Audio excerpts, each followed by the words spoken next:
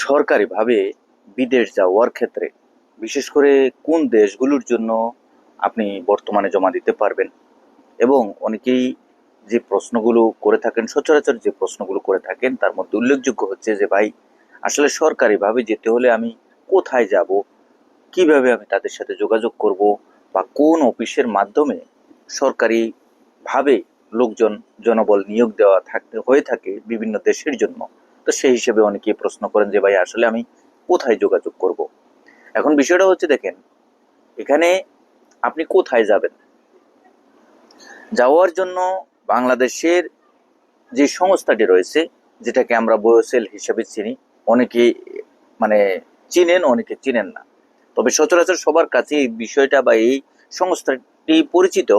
আর অনেকেই আছে হুটহাট করে, অনেকেই কিন্তু এই সংস্থাটি আছে এই ধরনের নাম অনেকে জানেও না।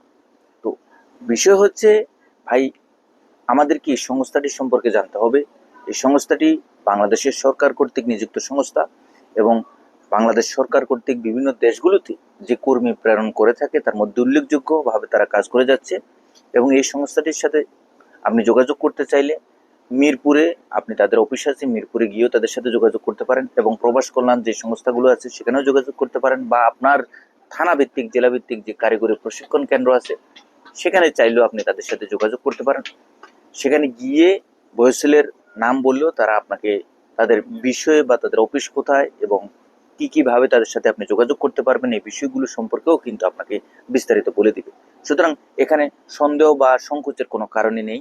এবং আরেকটা বিষয় বলে রাখি, এই বিদেশ যাত্রায় আপনারা অবশ্যই যে কোনো একটা কর্ম শিখতে হবে, যে কোনো একটা কাজ শিখতে হবে।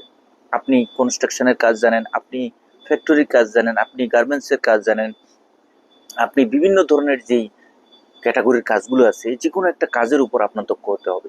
ইলেকট্রিশিয়ান বলেন, টেকনিশিয়ান বলেন, যে কোনো ধরনের কাজের উপর কোনো বিকল্প নেই। সুতরাং আপনাকে কাজ শিখতে হবে এবং তাদের কাছে যেতে হবে।